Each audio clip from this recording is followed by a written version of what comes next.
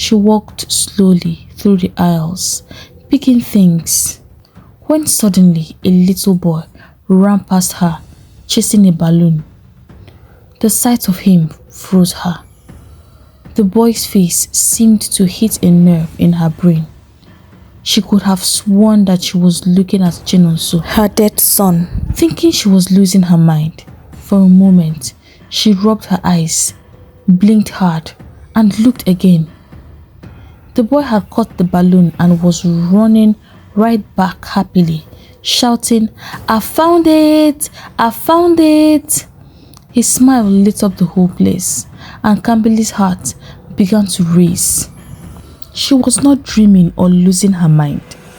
The boy was right there, and nothing anyone told her could convince her that this was not her son, Chinonso, except he would have been older by now.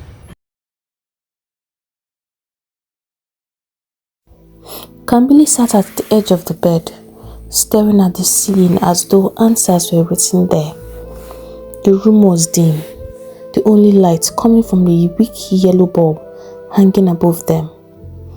Chuka was seated on the wooden table, marking the notebooks of his students, even though he hadn't been paid in months. He looked tired, his shirt sleeves rolled up, his face lined with worry. Chuka. Kambili's voice was soft, careful.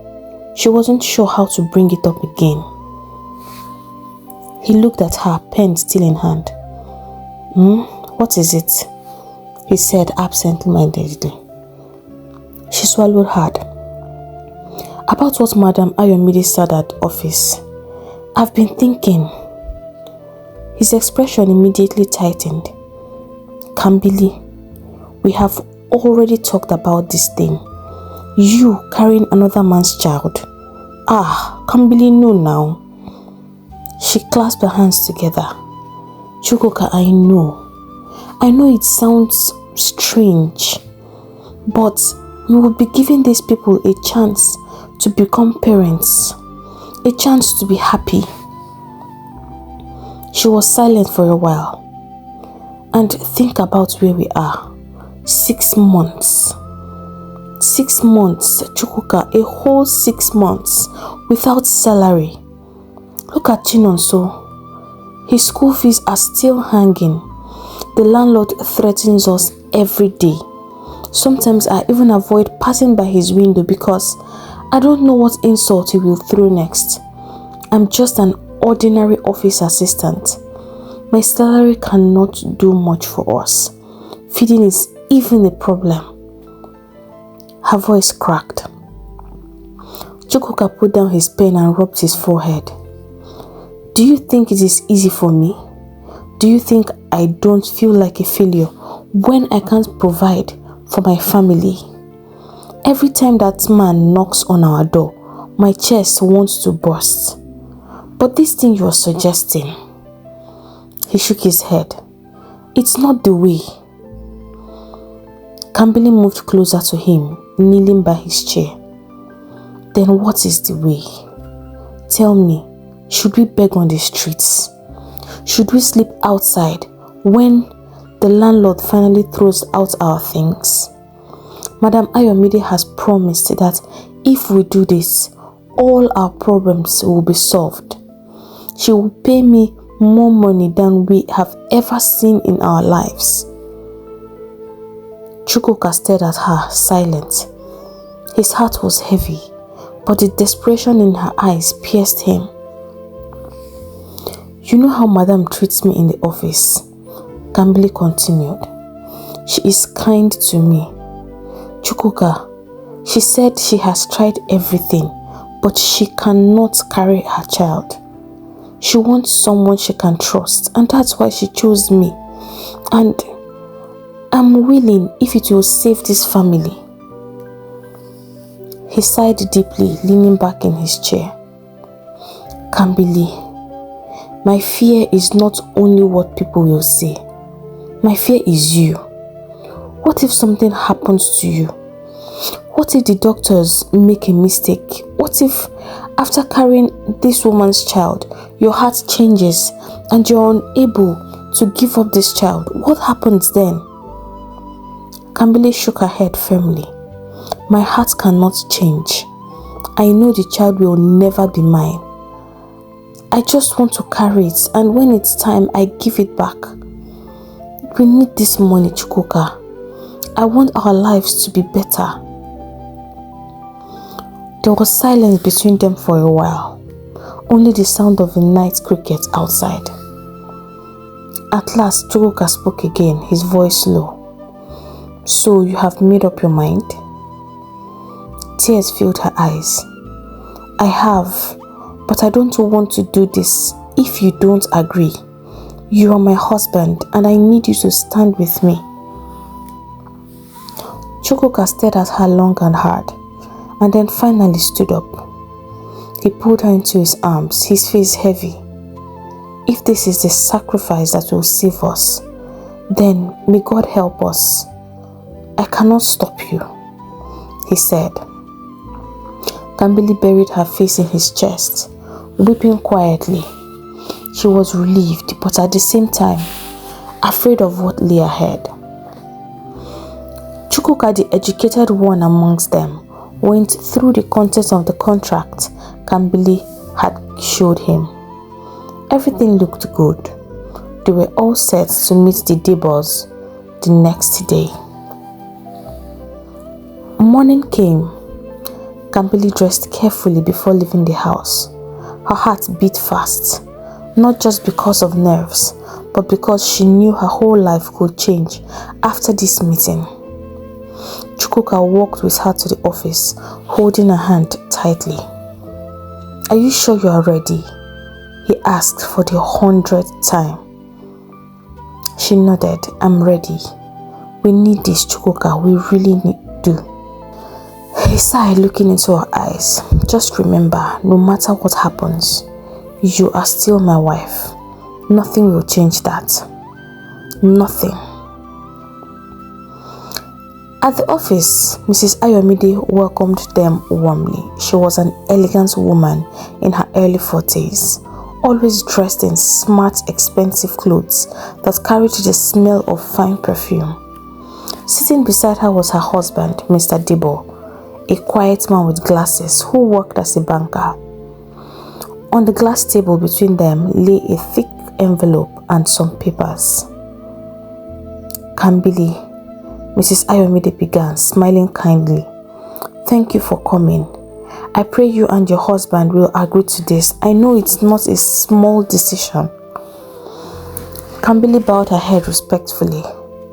Yes, ma, I talked with my husband and we have decided to go ahead. Good, Mr. Debo said, clearing his throat. We have prepared the contract. Please read it carefully. It states that once you carry and deliver this child, the baby will belong completely to us. You will have no claim, no matter what. In return, you will receive 5 million naira, 2 million upfront, 112,000 monthly, and the remaining 2 million after delivery. Kambili's hands trembled as she picked up the papers. She couldn't read every word. Her English wasn't strong enough, but Chuka had already looked at it the night before, and she trusted his judgment. I understand, sir, she said softly. Mrs. Ayomide reached for her hand. Kambili, you are doing something wonderful. You are giving us a gift that money cannot buy. We promise to take care of you. You will not lack anything during this period and afterwards. Kambili blinked back tears as she signed the contract. Her hands shook. Her husband signed too, and just like that, their lives began to change. Immediately after the procedure was carried out, things started moving very fast. One evening, Kambili returned home from work with wide eyes. Chuka, you won't believe it. He looked up from the book he was reading, surprised. What is it? The landlord came again. No, she laughed for the first time in a long while. She held up a bunch of shiny new keys. We have a new house and they said we can move in immediately. Mrs. Ayomide gave it to me today at work. Can you believe it? Chukwuka's jaw dropped. A new house? Today? Just like that? So soon? Yes, and that's not all. She waved an envelope. A check of 2 million naira, Chuka. 2 million. They paid the very first part already, and it has not even been confirmed that I'm pregnant. Jesus Christ of Nazareth, he shouted. 2 million? This is really happening. Their son Chinonso ran out from outside, his eyes wide. Mommy, Daddy, what happened? Kambili lifted him into her arms, laughing and crying at the same time. We are moving to a new house, my son. A big house. A very big one. The next day, they moved. They did not own much anyways, so moving was very easy. Gone was the one room face me I slap you, where they shared a single bed and an old cramped kitchen with neighbors who fought over buckets of water. Now they stood in front of a freshly painted 3-bedroom flat, complete with tiled floors, ceiling fans, a modern kitchen, and a swimming pool. The house came already furnished with a big sofa, a fridge, and even a television with shiny speakers. Chinonso ran from room to room shouting, Mommy, we have a bathroom inside the house. We don't need to line up outside again. Chuka leaned against the door frame, tears of relief in his eyes. Kambili, this is like a dream. Who ever thought that this would happen? She touched her belly gently. And all this is because of the baby. That night, for the first time in many months, they slept without fear of the landlord banging on the door. Kambili lay on the soft mattress, listening to the hum of the ceiling fan, feeling a strange kind of peace settle in her heart.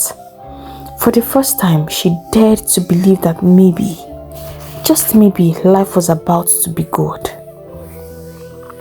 The whole procedure was surprisingly smooth for Kambili, a piece of cake, and Mrs. Ayomide, with her husband, treated her like a fragile gold.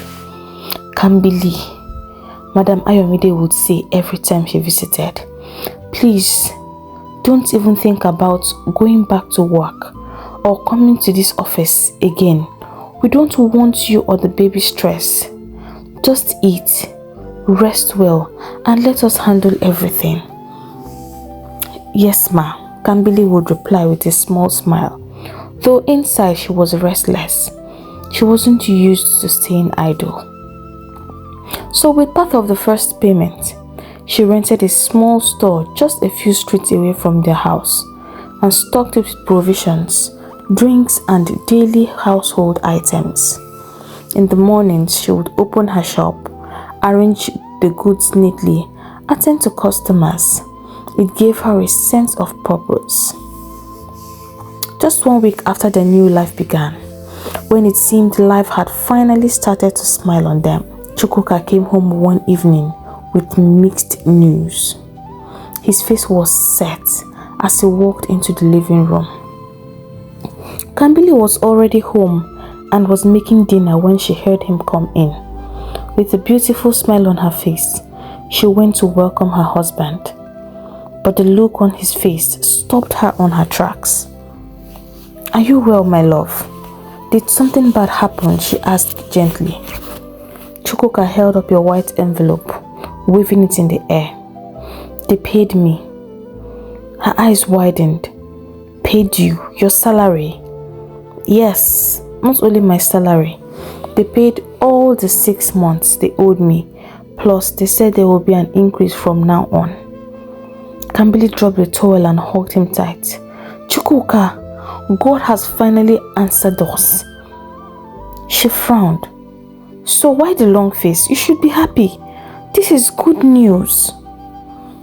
He sat down heavily on the sofa. What is it again?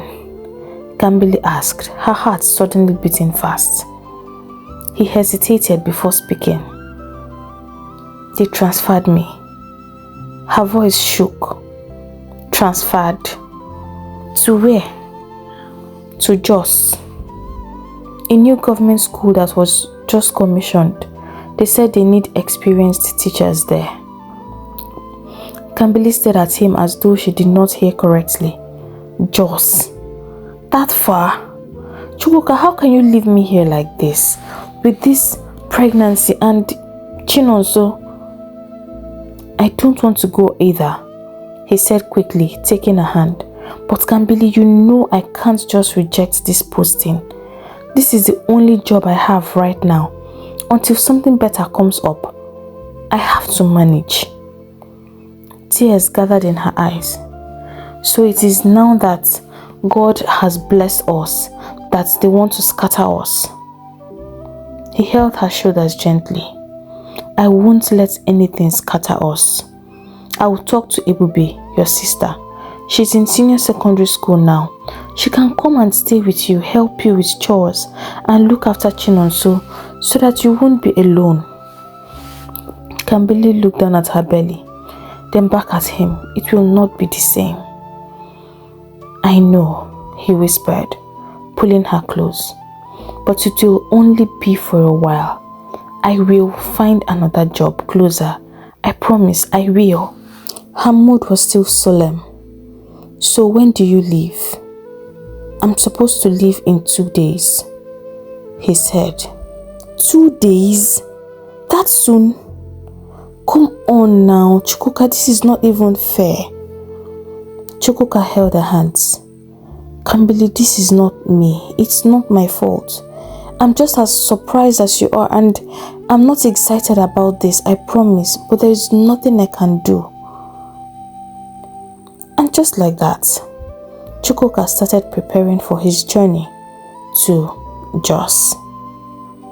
The night before his departure, the house was quiet. Ebube had already arrived the day before and settled into the spare room. Chinonso was asleep, but Kambili and Chuka sat side by side on the bed, both of them unable to speak for a long while. Finally, Kambili broke the silence. So tomorrow you will leave me? He sighed. Don't talk like that. It's not forever. She leaned on his shoulder. What if something happens while you are gone? What if I fall sick? What if the procedure fails? What if... He placed a finger on her lips gently. Don't say such things. Nothing will happen. You are strong and we have God by our side. God will keep you safe. The silence that followed was heavy with longing. Their hands touched, and in that simple touch, all their bottled emotions poured out. They kissed, at first slowly, then desperately, as though they could lock away the pain of separation. Chuka, Kambili whispered, her voice trembling. The contract, it says we shouldn't, at least not in this first trimester. I know, he replied, his breath warm against her ear. But right now, I just want to hold my wife. I don't want to think of rules. I don't want to think of tomorrow, just tonight. Her heart raced. She knew it was risky. But the fear of losing him, even for a while, made her weak. They threw caution to the wind, surrendering to each other fully, promising themselves that they would be careful. And when it was over, they lay in each other's arms, holding on tightly as though morning would never come. But morning did come. By sunrise, the sound of a car horn outside broke the spell. Chuka dressed quickly, his small traveling bag packed. He kissed his wife's forehead, his eyes shining with unshed tears. Be strong for me. Be strong for us. Kambili nodded, forcing a smile even as her throat ached. Go well, my husband. God will keep you. He hugged all of them and one last look at his wife, walked out of the door. Kambili stood at the window as the car drove away, her hand resting on the bars. Alone but determined, she whispered to herself, I will manage. I will manage until you come back. And so her life in Lagos continued. She continued running her shop, caring for her son. And 2 weeks later, she had her first post-IVF appointment. And to the joy of everyone, the results came out positive. This was the beginning of a new journey for all of them. 3 months had rolled by, and life seemed to have finally found some balance. Kambili's store was doing well. Customers trooped in every day, and she was slowly becoming Mama Shop of the street. Her pregnancy was smooth, her belly now round and visible, and Chuka made sure to voice call and video call at least 5 times every day.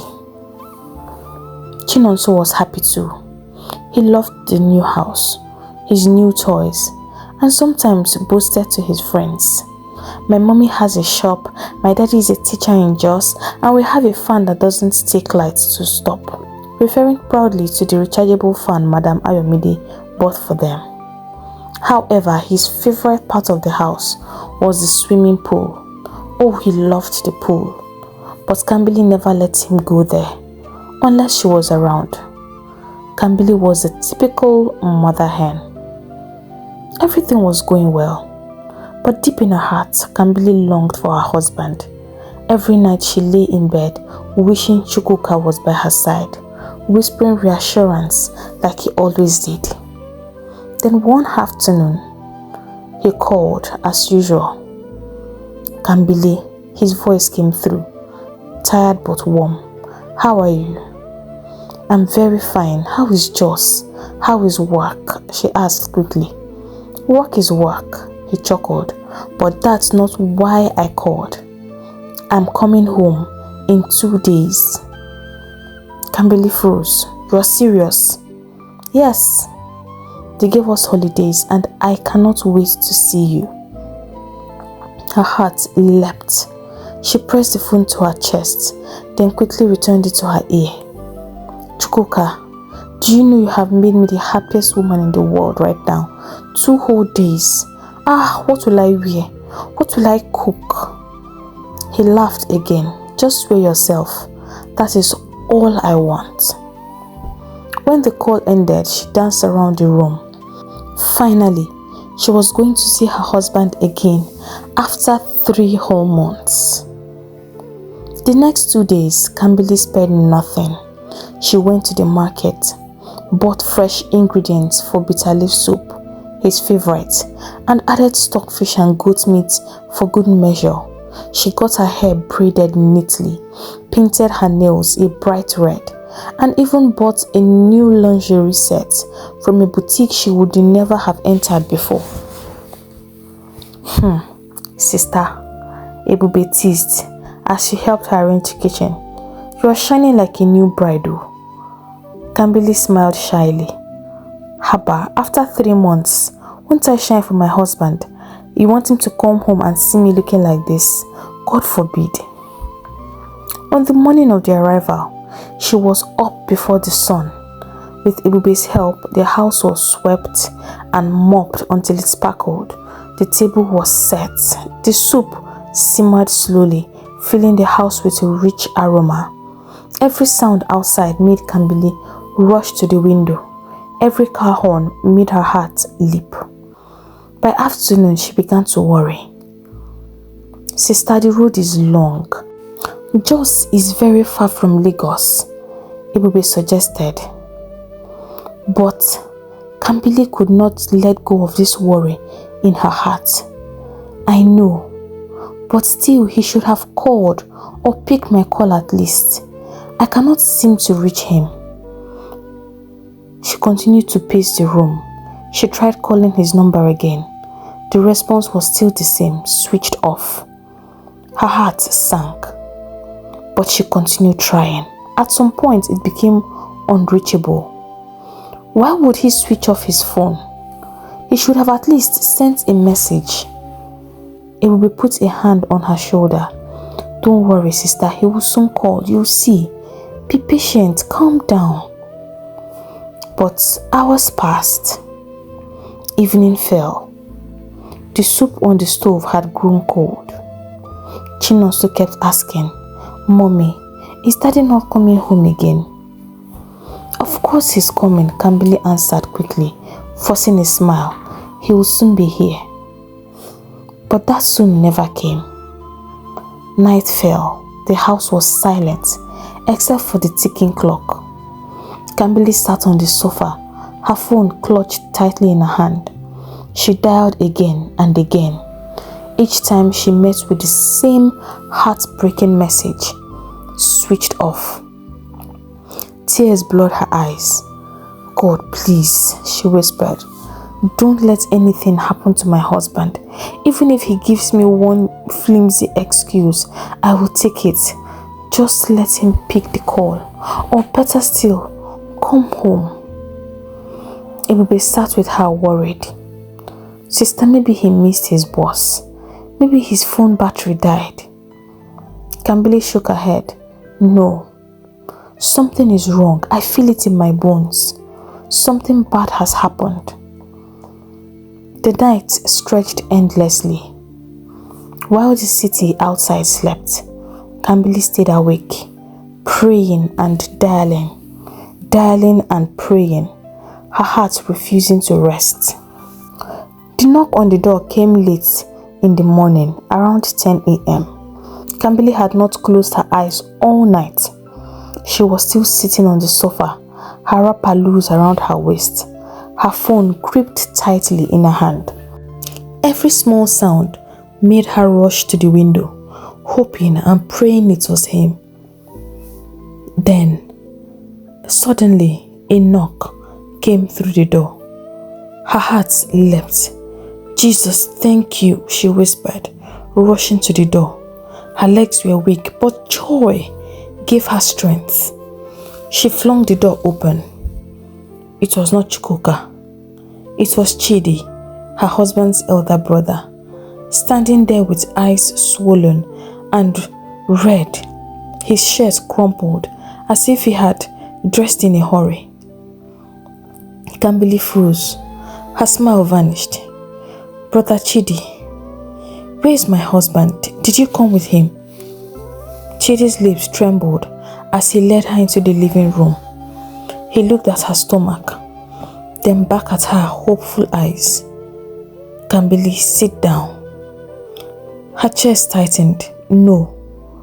Brother, tell me first, where is Chuka? Chidi's voice cracked. Kambili, my brother is gone. She blinked at him, not understanding. Gone where? What do you mean gone? Chidi stepped forward, tears filling his eyes. There was an accident on the Jos Road yesterday morning. The bus he entered collided with a trailer. Many died. Chuka did not survive. The words hit her like a heavy blow to the chest. She staggered backwards, clutching the doorframe for support. No, you are lying. I wish I was lying, Chidi said, breaking down. The transport company called me. He wrote my number as an emergency contact. The bodies came in this morning and I went there. I saw him, Kambili. Kambili let out a loud cry that pierced through the house. She dropped to her knees, clutching her head. No, Chuka, no. He promised me he would come back. Ebube rushed out of the kitchen, frightened. What is it? What happened? Her sister's wails filled the room. He's dead. Chuka is gone. Ebube gasped, covering her mouth. No, God forbid. Kambili rolled on the floor, weeping uncontrollably. What will I do? Who will take care of me? Who will father my son? Oh God, why didn't you take me instead? Chidi knelt beside her, trying to hold her. Kambili, please don't do this. I know it's hard, but you must be strong for Chinonso and for the baby you are carrying. Her sobs shook her whole body. I don't want to be strong. I want my husband. Bring him back to me, Brother Chidi. Please bring back my husband. The news spread quickly. Neighbors gathered outside, whispering in shock. Some came in to console her, but nothing anyone said could reach her heart. Later that evening, Mr. and Mrs. Debo showed up. Mrs. Ayomide entered quietly, her face pale with sorrow. She went straight to Kambili, who was sitting on the floor with swollen eyes. My dear, she whispered, kneeling beside her. I heard the news and I'm so sorry. Kambili looked up, her voice hoarse. Ma, he was coming to see me. He was coming to eat the food I cooked. I waited the whole day and now he's gone. Tears rolled down Mrs. Ayomide's cheeks. She held Kambili tightly. This is too much for you. But please, you are not alone. We will be here for you. And not because of the baby. Forget the baby for now. You are family to us now. Mr. Debo, who hardly ever showed emotion, cleared his throat. Kambili, we mean it. Whatever you need, just ask. We will make sure you are not left helpless. Kambili shook her head, crying softly. All I need is my husband. Nothing else. Mrs. Ayomide rubbed her back gently.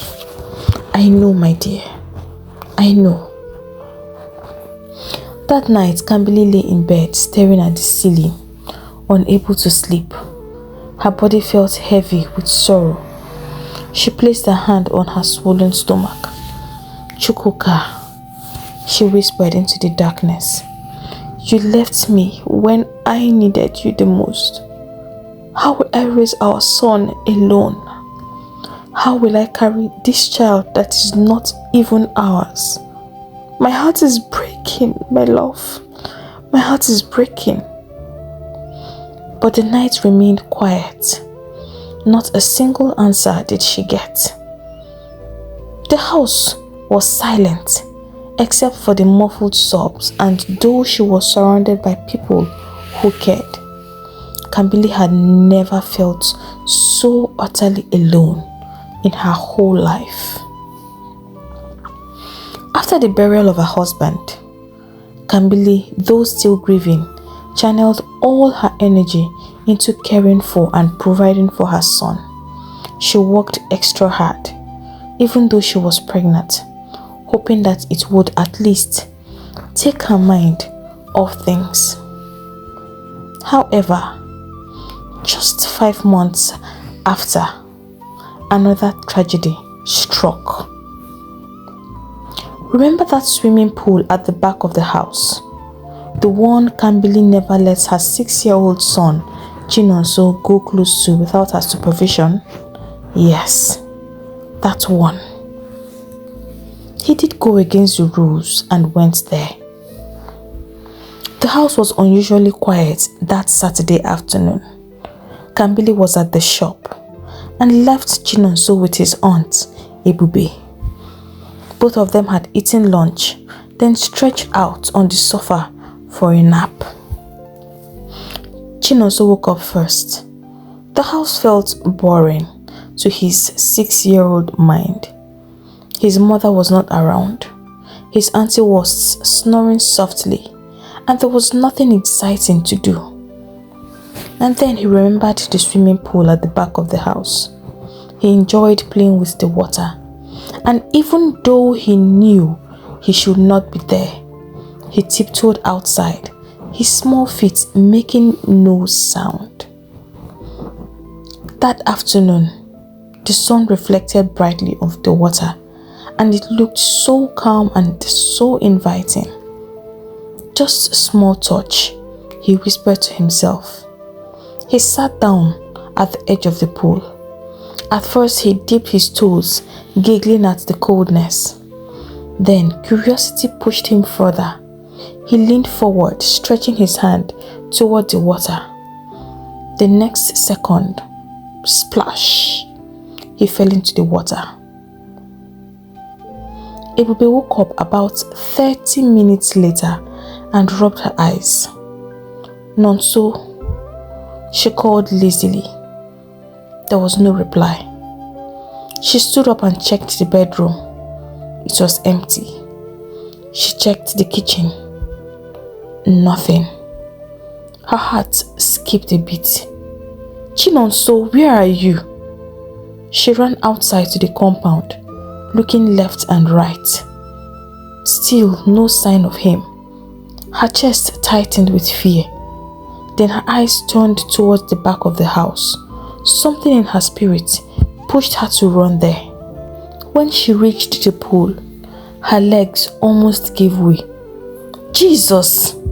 she screamed. There he was, floating face down in the water, his little body still. Tears rushed to her eyes. "No, no, Nonso, Nonso!" There was no response. She wanted to jump in, but froze. She couldn't swim. She stood at the edge, trembling, screaming at the top of her voice. "Help! Somebody help me! Please help!" she shouted as she ran out of the compound gates. Her cries reached a group of young men playing football down the street. One of them, a tall boy named Shegun, dropped his ball and sprinted toward the house. "What happened?" he shouted as he ran in. "My nephew, he's inside the water. Please help me. He's inside the water. He's not moving." Without hesitation, Shegun dove into the pool. In seconds, he dragged Chinonso out, laying him on the ground. His body was limp, water dripping from his nose and mouth. "Jesus Christ," Ebube sobbed, falling to her knees. "Do something, please. Please do something. Help me. Save him. Please wake him up." Shegun pressed on the boy's chest, trying to push out the water. "He's not breathing, oh God. Let's rush him to the hospital," one of the boys from the football field shouted. They carried Chinonso quickly, Ebube running barefoot behind them, screaming his name. At the hospital, the doctors worked frantically, but after a short while, one of them stepped out, shaking his head. "I'm sorry," he said gently. "He was gone before you brought him in." Ebube collapsed to the floor, wailing uncontrollably. "No, no, my sister will kill me. How will I tell her? What will I say?" Meanwhile, while all this was going on, Kambili sat behind the counter of her small store, fanning herself lazily with an old magazine. Business was slow, and the Lagos heat was unforgiving. She shifted on her chair, rubbing her belly. At 36 weeks, everything was uncomfortable. But that aside, she felt this strange sense of unease within her, a feeling she could not explain. She sighed. "Maybe it's pregnancy stress," she muttered to herself. Just then, her phone rang. She glanced at the screen. It was Ebube. She smiled faintly. "Hello, Ebube, how far now?" But the voice on the other end was not cheerful at all. It was trembling, panicked, broken. "Sister Kambili, please, come quickly. Come to St. Rita's Hospital." Kambili immediately sat upright, her heart pounding. Hospital? Why? What happened? All Ebube could say between sobs was, It's Chinonso. The phone nearly slipped from Kambili's hand. What do you mean it's Chinonso? Talk to me, Ebube. She cried into the phone, but her sister only kept sobbing and repeating, Please, just come. Please hurry. Kambili did not even lock the store. She just snatched her handbag, slammed the door shut, and flagged down the first keke she saw on the road. St. Rita's Hospital, I beg. Quick, please, I beg you, I will pay double. The driver, alarmed by the look on her face, did not ask further questions. Barely 10 minutes later, Kambili stumbled through the reception of the hospital, heavily pregnant, her eyes wild with fear. Where's my son? Where's my son, Chinonso? She shouted. She spotted Ebube seated on one of the plastic chairs. Her sister's eyes were red and swollen from crying, her hands trembling. She looked around, but Chinonso was nowhere to be found. Kambili ran straight to her. Ebube, where's Nonso? Where's my son? She demanded, grabbing her sister by the shoulders. Ebube broke down again, covering her face with her palms. Sister, I'm sorry. I'm so sorry. Nonso, he drowned in the pool. It felt like the words smashed through Kambili's chest. She staggered back, as if struck, shaking her head violently. No, you are lying. That's not true. Tell me it's not true. Where is he? Let me see him. Nonso! Her scream pierced through the hospital walls, so loud that nurses rushed in from every direction. Madam, please calm down. Take it easy. One of them pleaded, holding her arm. But Kambili was inconsolable, thrashing and crying. My son. Bring me my son, she wailed, her voice breaking. Her breathing grew shallow. Her eyes rolled, and before anyone could steady her, she collapsed to the floor, unconscious. The nurses sprang into action. She's not responding, one shouted. She's heavily pregnant. Call the doctor now, another added. They quickly lifted her onto a stretcher. When asked if there was any relative to contact, Ebube, still shaking, nodded and called Mrs. Ayomide Debo. Within the hour, Mr. and Mrs. Debo arrived, their faces drawn with worry. Mrs. Debo rushed straight towards Ebube. What happened? Where is Kambili? She demanded urgently. Ebube's tears poured afresh. Ma, Chinonso drowned in the pool and he's gone. And Kambili, she collapsed. The doctor says her life and the baby's life are in danger. They need to operate quickly. Mrs. Debo gasped, covering her mouth. Oh God, what is happening? Mr. Debo placed a firm hand on her shoulder. We must move her to our hospital now. She will get better care there. And so in no time, an ambulance was arranged. Kambili was wheeled in, still unconscious, as Mrs. Debo held her hand and whispered prayers. At their hospital, the surgery was performed immediately. The doctors worked swiftly, and at last, the cry of a newborn filled the room. The baby was alive, healthy and strong. But Kambili remained still, unconscious, lying pale and weak on the bed. The operation was successful. The doctors had brought the baby out alive. But still, Mrs. Ayomide and her husband could not stop pacing the corridor outside the theater. Their faces were tight with worry. They both feared that given all that had happened, Kambili may not so easily let the baby go, And although they knew that they had rights to the child, they still felt it would be cruel to make a mess of the already messy situation. And so there and then, they made a tough decision to move the baby as soon as possible before Kambili regained consciousness.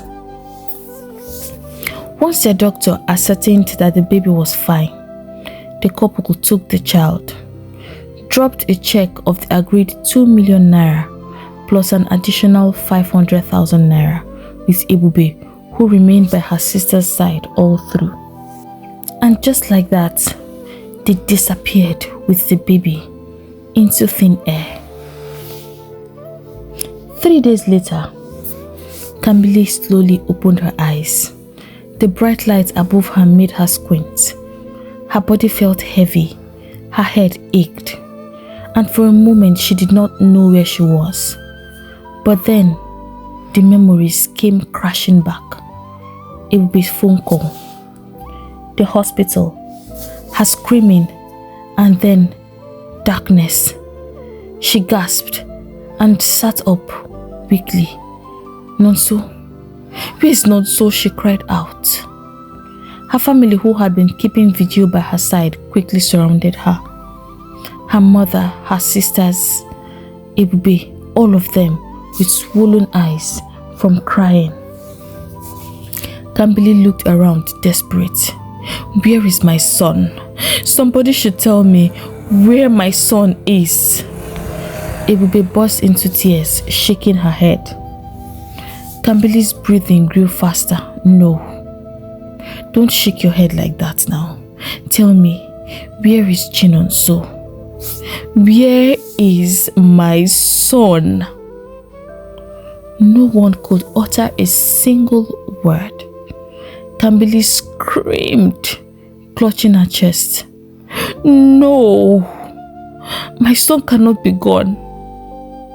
Nonso. She tried to rise from the bed, but the nurses rushed in to hold her down. She fought weakly against them, crying, "Bring him to me. Let me see him, please. Even if he is gone, let me hold him." But no one moved an inch. They all looked at her with pity. Everyone had tears in their eyes. And then after a long, painful silence, another thought struck her.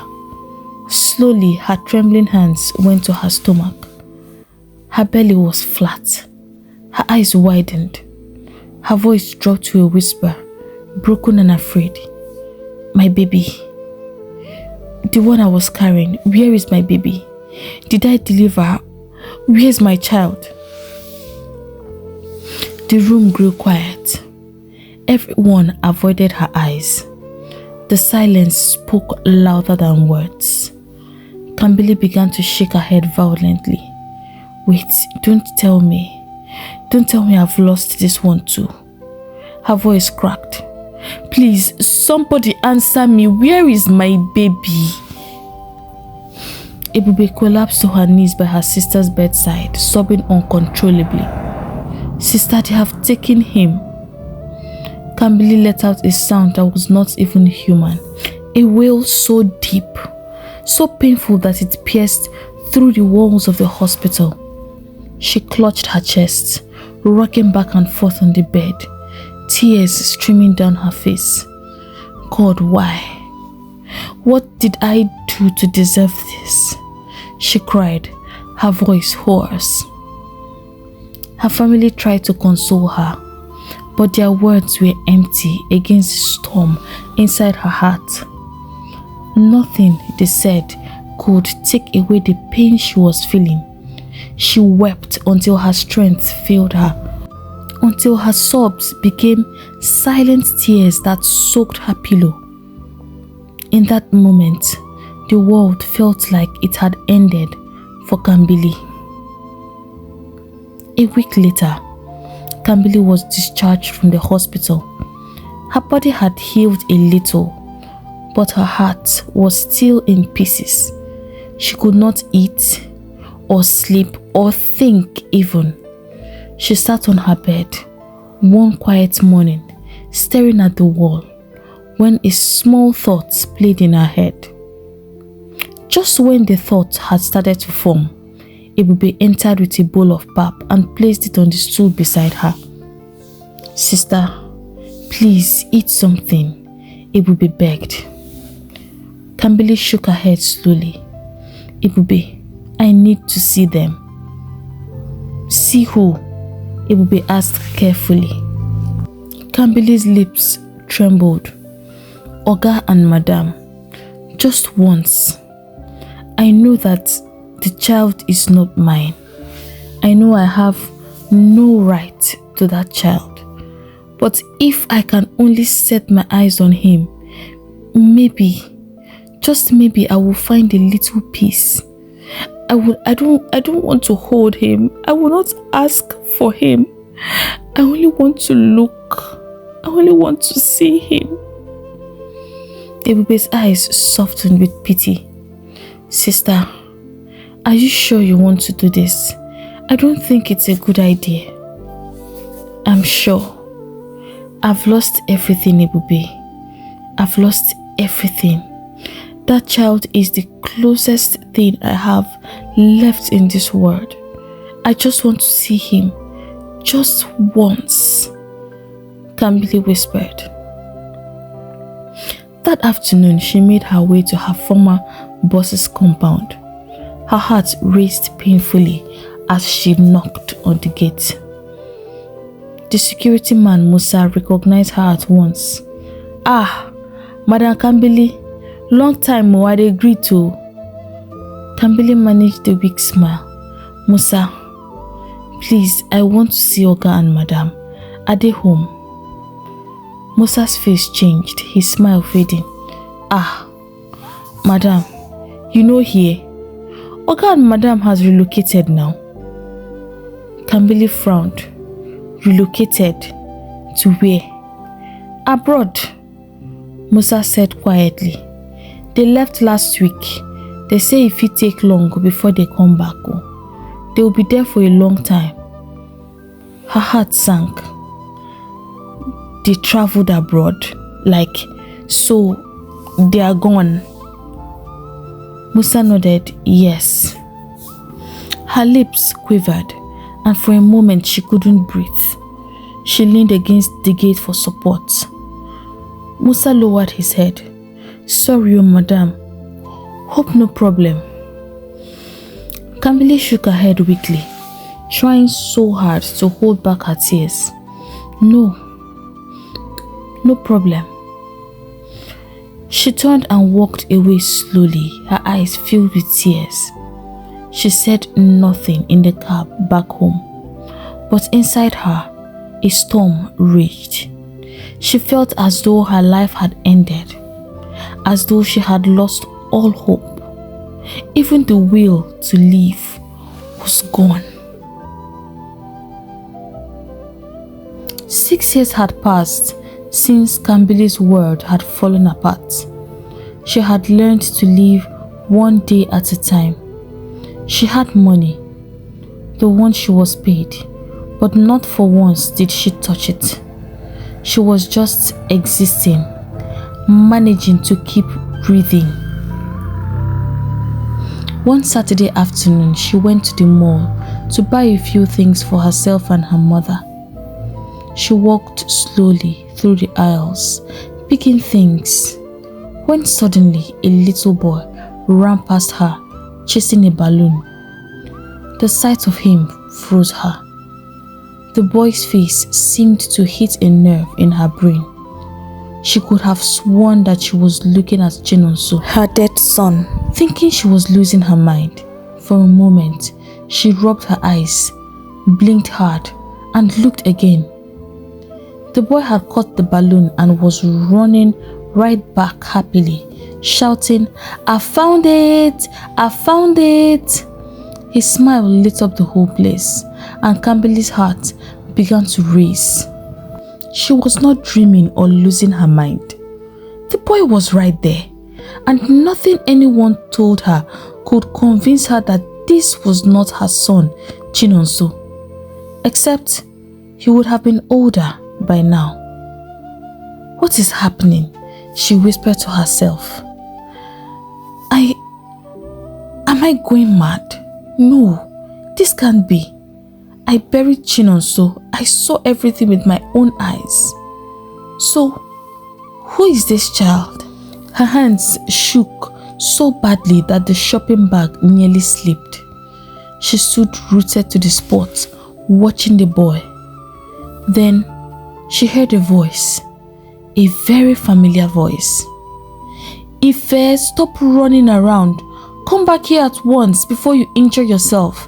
I've told you to stop running in the mall. Kambili froze. She would recognize that voice anywhere, anytime, any day. She turned slowly towards the voice, and her eyes widened. Her lips parted, but no words came out. Standing a few feet away was Mrs. Ayomide Debo. The world seemed to spin around Kambili. She grabbed the nearest shelf for balance, her heart thudding like a drum.